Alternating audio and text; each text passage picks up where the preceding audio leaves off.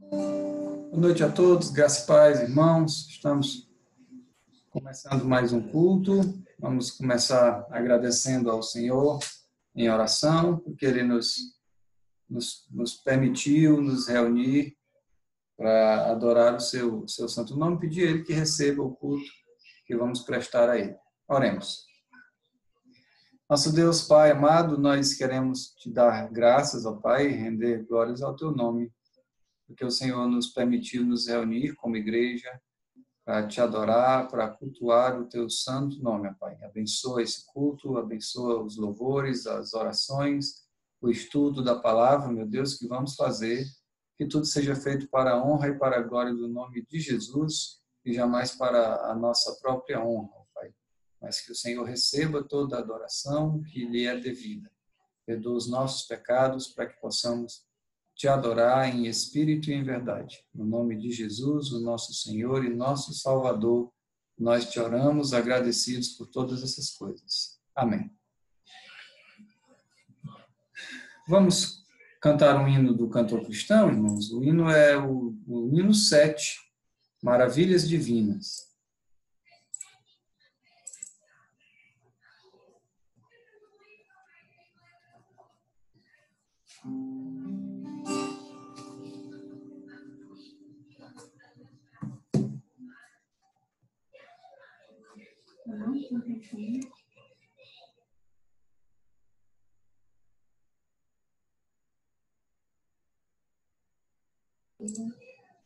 Hino 7, Maravilhas Divinas. Ao Deus de amor e de imensa bondade, com voz de júbilo vinde aclamai, com coração transbordante de graças, seu grande amor todos vinde louvai. No céu, na terra, que maravilhas vai operando o poder do Senhor, mas seu amor aos homens perdidos das maravilhas é sempre a maior. Já nossos pais nos contaram a glória de Deus falando com muito prazer, que nas tristezas, nos grandes perigos, Ele os salvou por seu grande poder. No céu, na terra, que maravilhas vai operando o poder do Senhor, mas seu amor aos homens perdidos das maravilhas é sempre a maior. Hoje também nós bem alto cantamos, que as orações Ele nos atendeu. Seu forte braço que é tão compassivo, em nosso auxílio Ele sempre estendeu. No céu, na terra, que maravilhas vai operando o poder do Senhor, mas seu amor aos homens perdidos das maravilhas é sempre a maior. Como até hoje, daqui para sempre, Ele será nosso eterno poder, nosso castelo bem forte e seguro, e nossa fonte de excelso prazer. No céu, na terra, que maravilhas vai operando o poder do Senhor, mas seu amor aos homens perdidos das maravilhas é sempre a maior.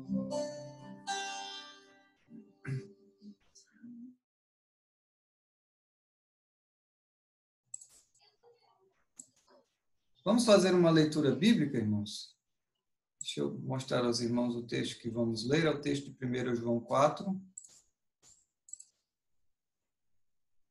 Vamos fazer uma leitura bíblica?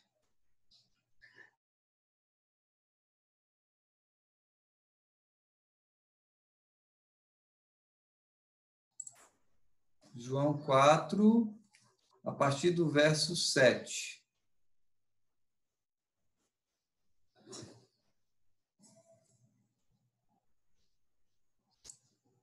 Diz assim a palavra.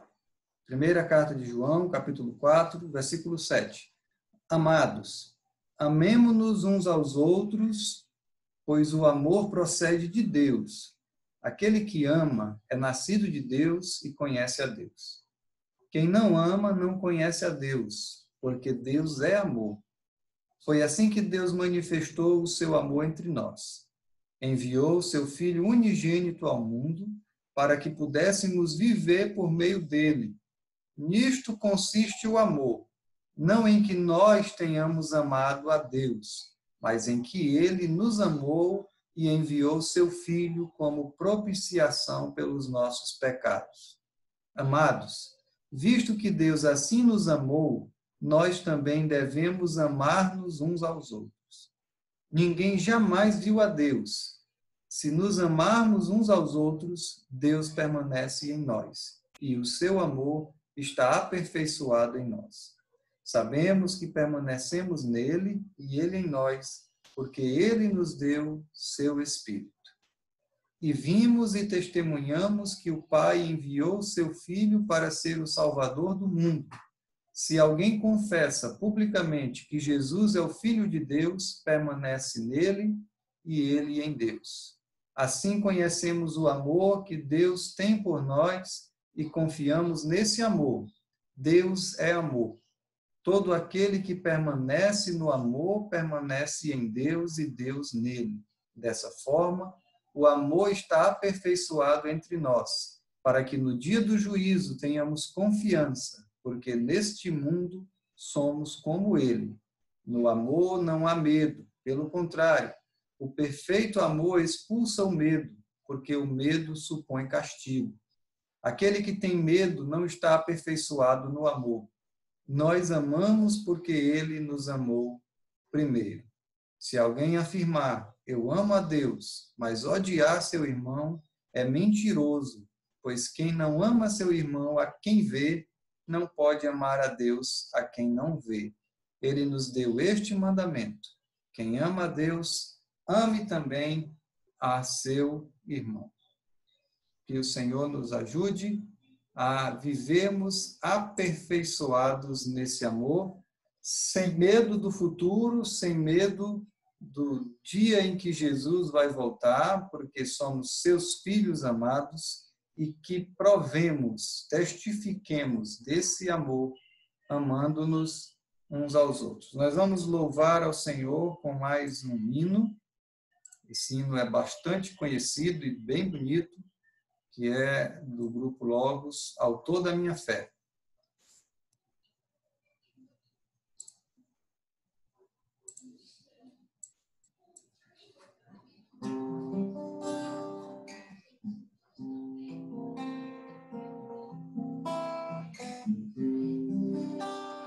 Pai, eu queria tanto ver o meu Senhor descer, vindo me encontrar.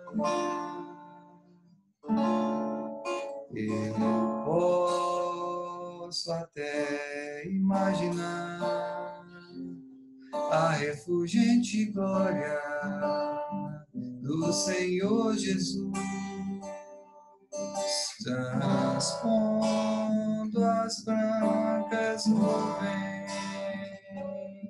no mais puro azul,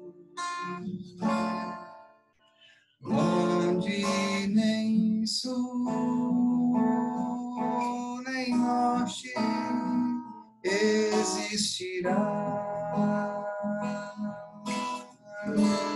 E em meio a lágrimas, sorrisos de alegria, e de prazer. Eu que era cego agora posso ver, contemplar, enfim. Por isso eu canto glória, glória, glória ao autor da minha fé. Glória, glória ao autor da minha fé.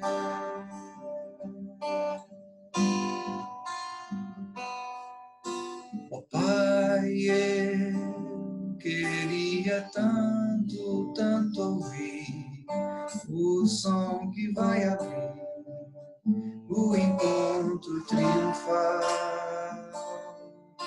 rever amigos que um dia em Cristo foram feitos meus irmãos, e agora sim podemos dar as mãos, pois temos todos somente um só Senhor.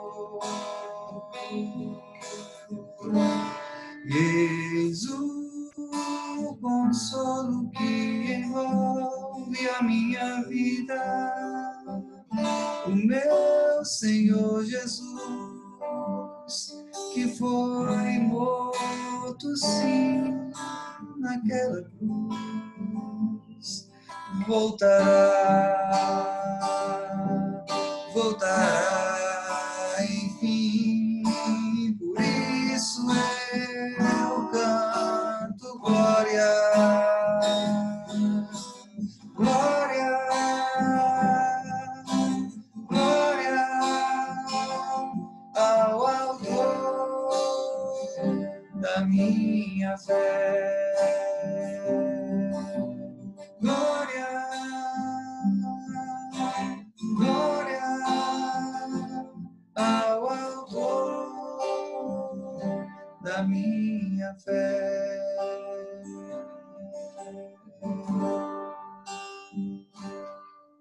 Glória ao Senhor, glória ao Senhor, glória ao Senhor, o autor da minha fé. Glória ao Senhor, glória ao Senhor, o autor da minha fé.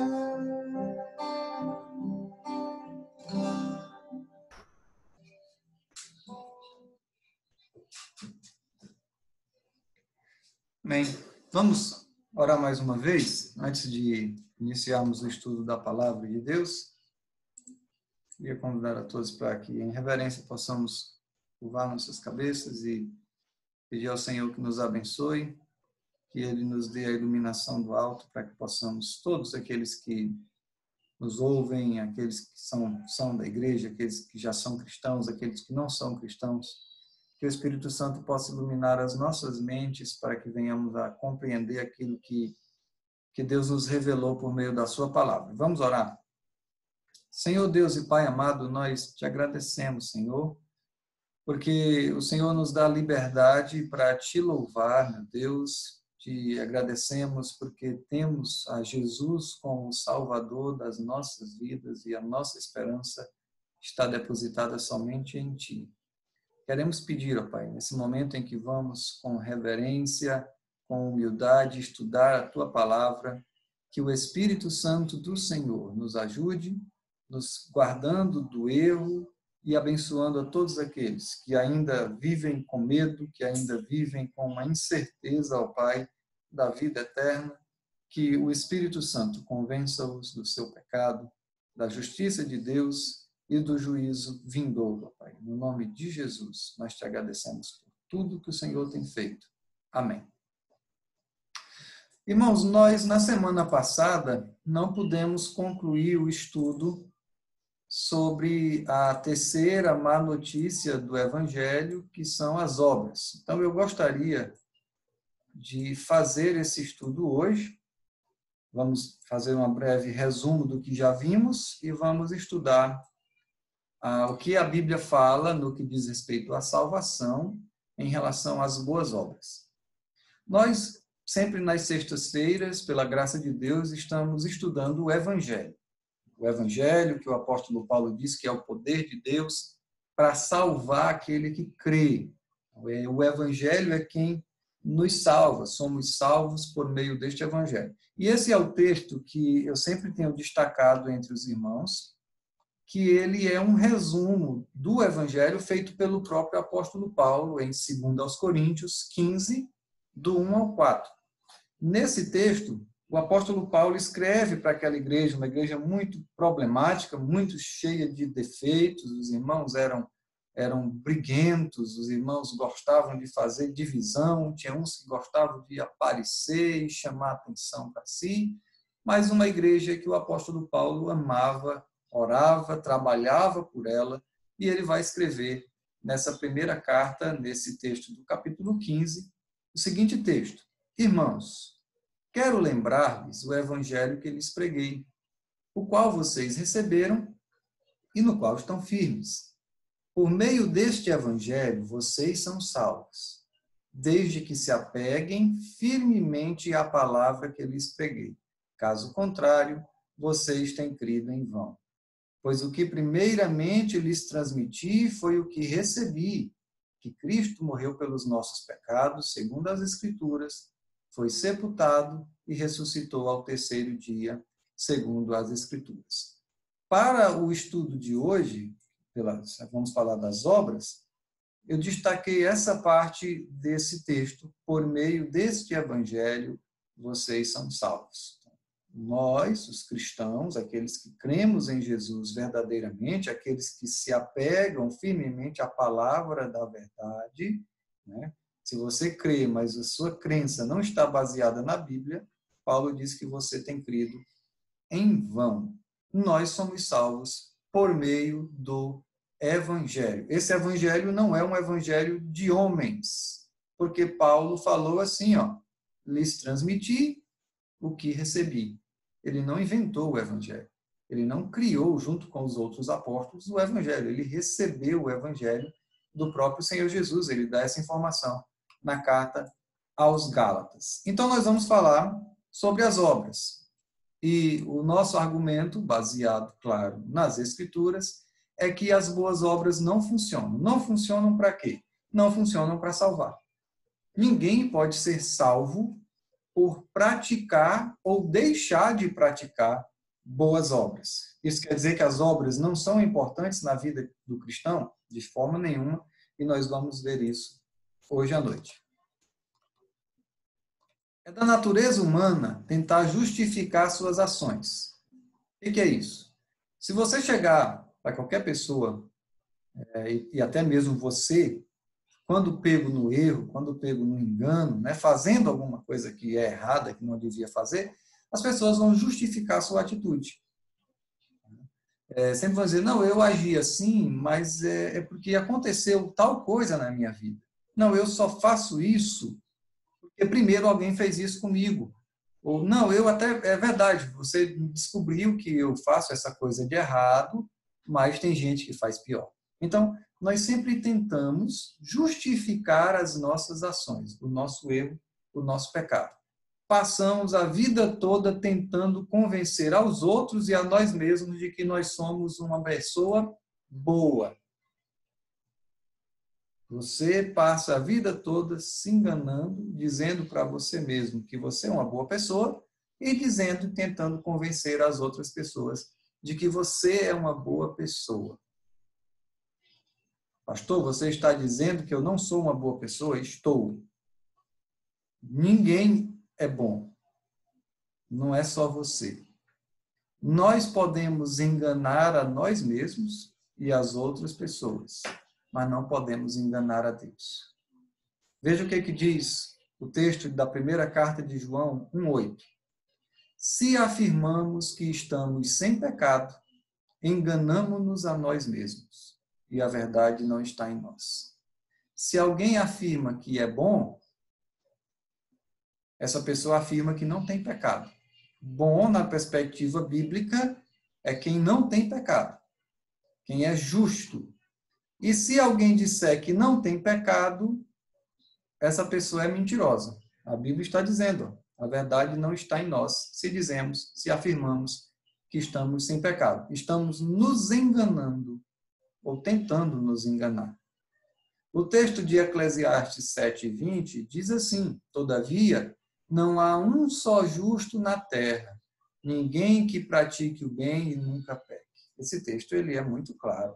Todo mundo consegue entender quando diz que não há ninguém que pratique o bem e nunca peque. Isso quer dizer que nós não somos pessoas boas, porque pessoas boas não existem. Tentando nos justificar, aquela prática, né, de tentar se defender, não, eu sou pecador, mas é porque aconteceu isso, eu fui ensinado assim, a comunidade, a sociedade, o contexto no qual eu cresci, pratica essa obra dessa forma, faz isso, então é por isso que eu faço. Então nós sempre estamos tentando justificar, dar desculpas para o nosso pecado. Passamos a acreditar numa mentira que contamos a nós mesmos. A gente fala tanto mentira, tenta tanto justificar o pecado, tenta tanto se convencer, que a gente acaba acreditando nas próprias mentiras. E a maior mentira que o homem pode dizer a si mesmo é a seguinte: eu pratico boas obras, porque assim Deus vai me amar. Então eu vou fazer coisas boas para que Deus me ame. Eu vou ajudar o necessitado para que Deus me ame. Eu vou à igreja todo domingo para que Deus me ame. Eu vou entregar o dízimo na igreja para que Deus me ame. Vou entregar a oferta para que Deus me ame. Vou fazer uma viagem missionária para que Deus me ame. A verdade é que não há nada que alguém possa fazer para se tornar justo e agradável a Deus. Nenhuma ação humana pode nos tornar justos, sem pecado, e agradáveis, aceitáveis a Deus. Ninguém consegue chegar nem perto do padrão perfeito de Deus. Sempre ficamos aquém do padrão divino. Não conseguimos ser aquilo que Deus planejou no sentido da criação, no Gênesis, né? Na origem do homem, não conseguimos ser aquilo para o qual fomos criados. Nós não somos capazes de viver uma vida perfeita e nem somos capazes de voltar no tempo e apagar os pecados passados. Isso quer dizer que você pode, sim, praticar muitas boas ações. Você pode ajudar os pobres, você pode visitar os presos, você pode ajudar os que sofrem enfermidade, você pode ser um religioso e ir à igreja toda vez que tiver culto, ser dizimista, entregar ofertas na igreja, estar sempre preparado para servir, mas nada disso, nada que você faz pode apagar os seus pecados. No entanto, a maioria das pessoas religiosas acreditam que Deus vai aceitá-las porque elas são boas pessoas que tentam o seu melhor. Não é isso que as pessoas dizem? Olha, eu não sou perfeito, eu sou pecador, mas eu estou fazendo o meu melhor. A má notícia em relação às obras que a Bíblia nos apresenta é que o seu melhor não é suficiente. As suas boas obras, as melhores obras que alguém pode praticar, não são suficientes para apagar o seu pecado, para tornar você aceitável diante de Deus. Não é nada que você faça que te torna aceitável diante de Deus. Nem mesmo o melhor do melhor de alguém pode se igualar a Deus. Ninguém pode se igualar, chegar perto do padrão de Deus. É por isso que não podemos, por nós mesmos, nos tornar aceitáveis a Deus. Em sua palavra, Deus nos ensina que nossas boas obras não são suficientes para nos tornar aceitáveis a Ele. Esse texto, que é um texto bem duro, bem forte, é o texto de Isaías 64:6, onde o profeta disse assim: somos como o impuro. Veja, nós não estamos fazendo um julgamento de você, porque o profeta Isaías se inclui na citação. Ele diz: somos, e assim somos. Eu e você. Qualquer pessoa sem Cristo está desse jeito aqui, ó. Todos os nossos atos de justiça são como trapo imundo.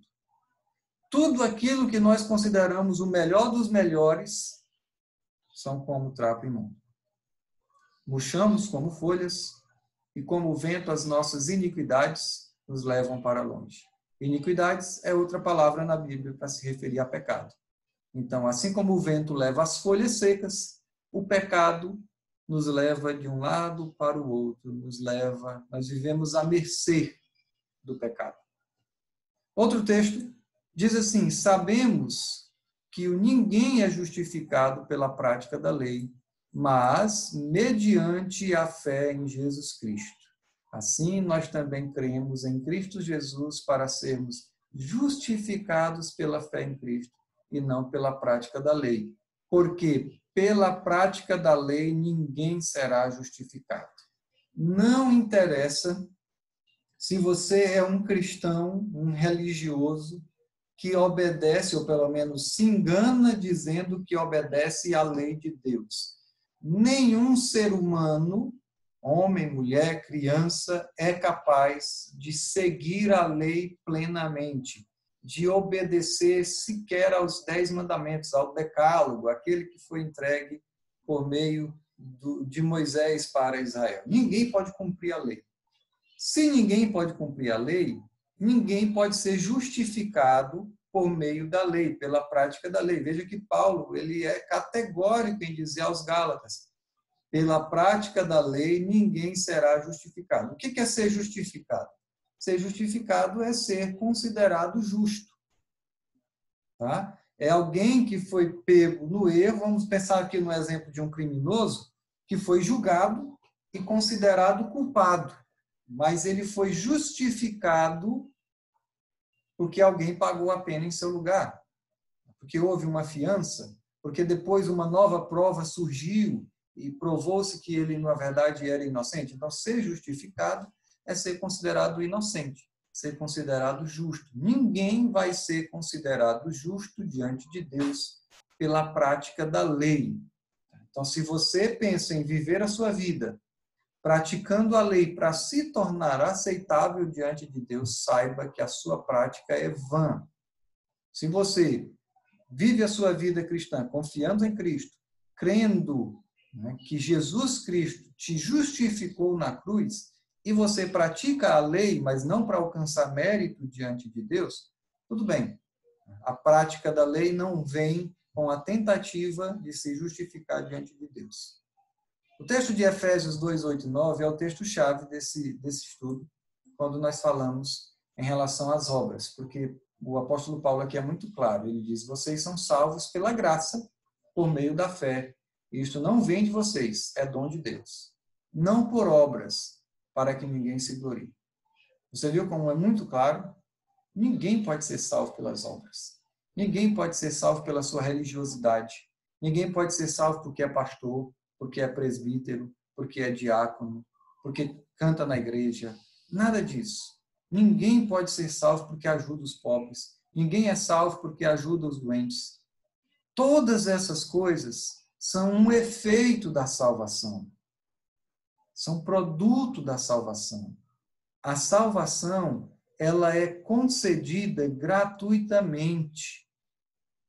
Então, você deve estar se perguntando: como é que eu faço, então, para receber a salvação? Quanto é que eu tenho que pagar? O que eu tenho que fazer? Onde é que eu tenho que ir? É de madrugada? É numa encruzilhada? Em que igreja é? Como é que é? Quanto é que paga? Não paga nada. Não tem nenhuma obra. não tem nenhum ritual, nada disso. A salvação é de graça, a salvação é graciosa e você recebe essa salvação por meio da fé. E a fé é um dom de Deus, não vem de você, não é você que diz assim, eu vou crer por minha própria conta em risco. Não. Deus te dá o dom para crer que a palavra dele é a verdade. Deus te dá o dom para crer que Jesus Cristo viveu, que ele sofreu, que morreu no seu lugar, pagando o preço da sua justificação, porque você é culpado, mas ele pagou o preço, pagou a pena no seu lugar. Deus te concede a fé para que você possa acreditar e confiar nessas coisas. A salvação não pode ser por obras, nada que o homem faça, nada que o homem pense, nenhum esforço, nada que seja fruto do pensamento, da ação, da atitude humana. Sabe por quê? Porque se fosse assim, você poderia se gloriar. Você poderia se orgulhar da sua salvação. Você poderia sair dizendo por aí, eu sou salvo porque eu mereci essa salvação. Eu sou salvo porque eu ajudei quem precisava. Eu sou salvo porque eu sou religioso. Eu sou salvo porque eu observo tais rituais da minha igreja. Eu sou salvo porque eu sigo a tradição dos meus pais, dos meus avós. Eu sou salvo porque eu escolhi Jesus, porque eu escolhi crer em Jesus. Isso não existe. Tal salvação não existe, é falsa. A salvação que a Bíblia nos ensina é dada pela misericórdia de Deus, pela graça de Deus, e só pode ser recebida por meio da fé. E essa fé é um presente, é um dom que Deus nos dá. Nada disso pode ser alcançado pelas obras. Se for alcançado pelas obras, se houver isso daqui, 0,01% de participação humana, essa fé não é fé que salva. Essa salvação não é a salvação que a Bíblia ensina. Todos somos pecadores.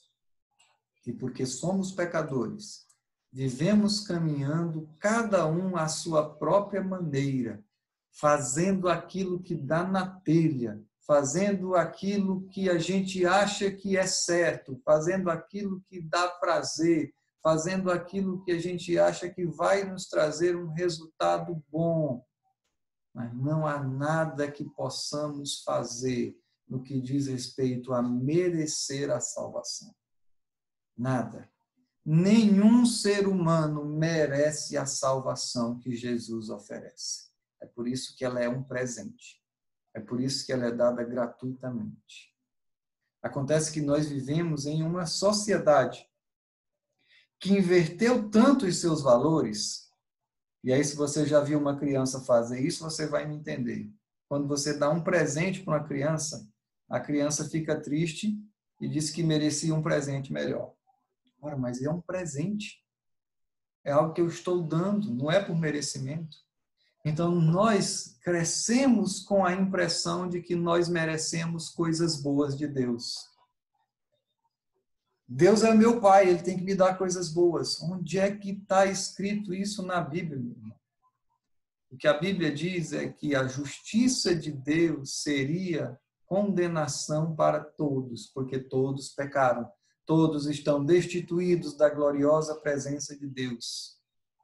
Agora, Deus, em seu grande amor, em sua graça e misericórdia, ele nos concedeu Jesus. Ele nos deu Jesus, o Filho unigênito do Pai, para morrer no nosso lugar, para nos chamar para si, nos chamar à fé, a crer nele e ser salvo, imeritoriamente. Ou seja, nós não merecemos a salvação. Ninguém merece a salvação. Ninguém, por mais religioso que seja, pelo mais alto grau que tenha alcançado aí dentro da sua denominação religiosa, ninguém pode dizer que merece a salvação. A salvação não pode ser alcançada por meio daquilo que nós fazemos. não há maneira alguma de nos tornarmos aceitáveis a Deus. E eu estou falando no plural, nos tornarmos, nada que nós possamos fazer, mas enquanto você não entende isso no singular, enquanto você não entende isso na primeira pessoa, que a Bíblia está falando sobre você, eu um dia entendi isso, porque o Espírito Santo falou no meu coração. É você, Ramiro, que não pode ser aceito por Deus. É você que não pode merecer a salvação. É você que vive na sua própria maneira, fazendo aquilo que você acha que é o certo. É você que acha que merece a salvação. Você precisa tomar essa verdade para si. Não há maneira alguma de você se tornar aceitável a Deus.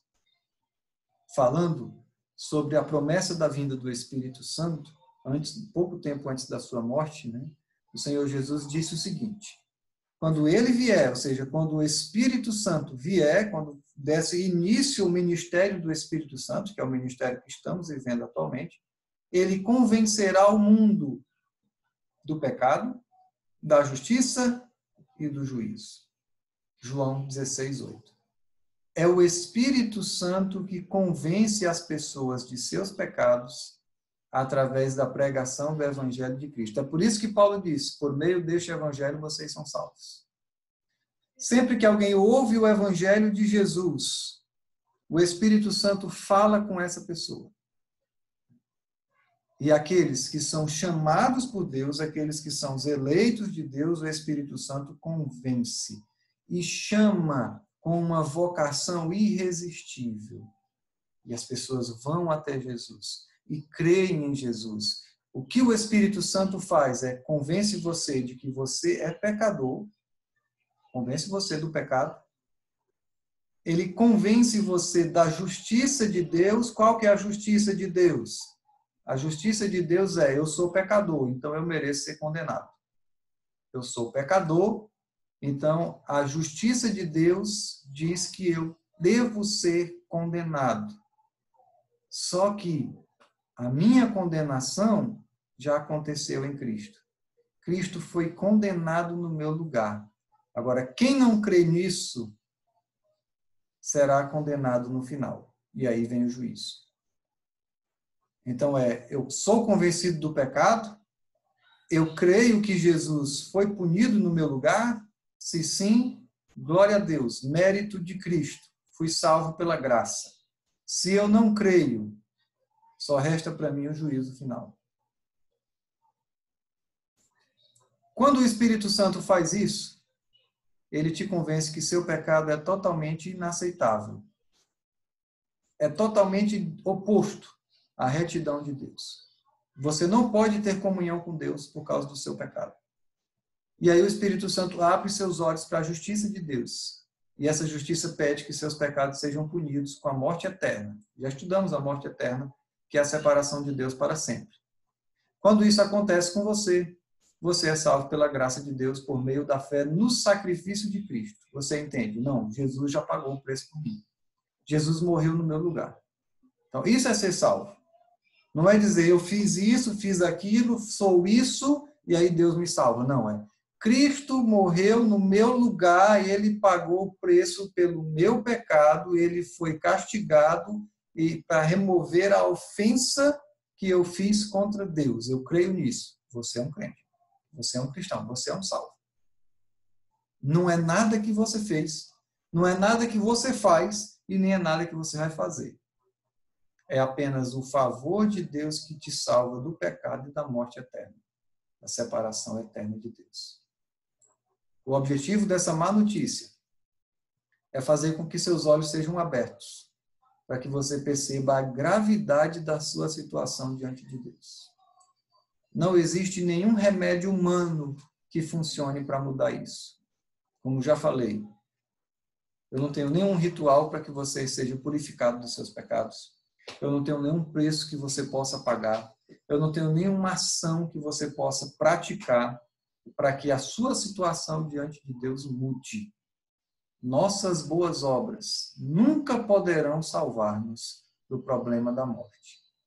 Só a morte de Cristo pode pagar a pena pelos nossos pecados.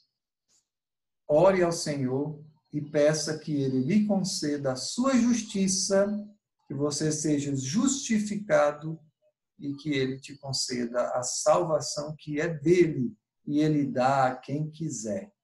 Vamos orar nesse instante ao Senhor por todos aqueles que entenderam essa mensagem nesse momento e vamos agradecer nós que somos cristãos pela salvação gratuita e meritória que nos é concedida por meio do sangue de Jesus. Oremos. Pai, muito obrigado, Senhor, porque nós não podemos alcançar a nossa própria salvação. Se assim fosse, meu Deus, o Senhor não seria Deus. Se assim fosse, Jesus não seria o sacrifício perfeito. Se assim fosse, meu Pai, não havia necessidade da encarnação do Verbo, não haveria necessidade da morte do nosso Senhor e do seu ministério. Te agradecemos, porque o Senhor nos salva de forma gratuita e misericordiosa.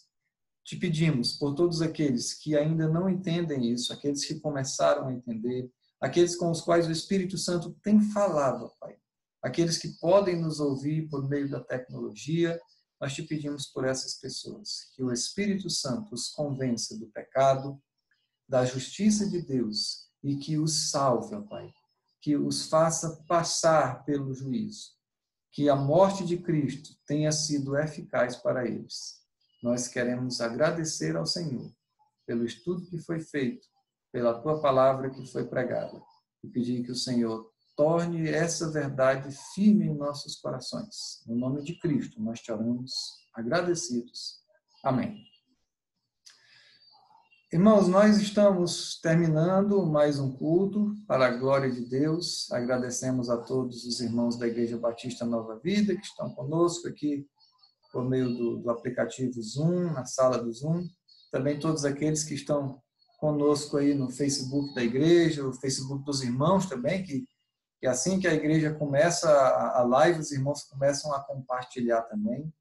Tá? E eu quero deixar para você o canal aberto. Se você ouviu essa mensagem e se o Espírito Santo te convenceu do seu pecado, da justiça de Deus, você ouviu o Evangelho, entendeu e agora sabe que Jesus morreu por você, ou você mesmo que ainda tem alguma dúvida, o canal está aberto. Pode usar o Facebook da igreja, pode usar o meu Facebook, o Facebook de qualquer um dos irmãos que está compartilhando aí, para entrar em contato comigo. Eu vou ter prazer em resolver as suas dúvidas aí, ou então qualquer tipo de aconselhamento, tá bom? Também convidamos todos para estar conosco no domingo, às 9 horas da manhã, na Escola Bíblica Dominical, também às 7h30, às 19h30, para o culto de exposição da Palavra de Deus. Nós vamos estudar o capítulo 13 do Evangelho de João, no domingo à noite. Vamos mais uma vez orar, agora agradecendo ao Senhor por tudo que foi feito, pedir a Ele que continue nos abençoando e nos guardando do mal nesse período tão conturbado, tão difícil, complicado que todos estão passando. Vamos orar. Pai bendito, nós queremos agradecer a Ti, Senhor, pelo culto que podemos dedicar a Ti. Te agradecemos porque o Senhor renovou em nós a esperança da salvação graciosa, ó Pai, a salvação pela Tua graça. Te agradecemos por Jesus Cristo, nosso Senhor. Pedimos que o Senhor nos abençoe. Tem misericórdia, ó Pai, daqueles que sofrem enfermidade, nos ajuda a ajudá-los, ó Pai, a olhar para o nosso próximo, a amar, ó Pai, ao nosso próximo, assim como o Senhor nos amou e enviou Jesus Cristo no nosso lugar. Abençoa a tua igreja, que está espalhada em toda a terra. No nome santo de Jesus, nós te oramos agradecidos. Amém.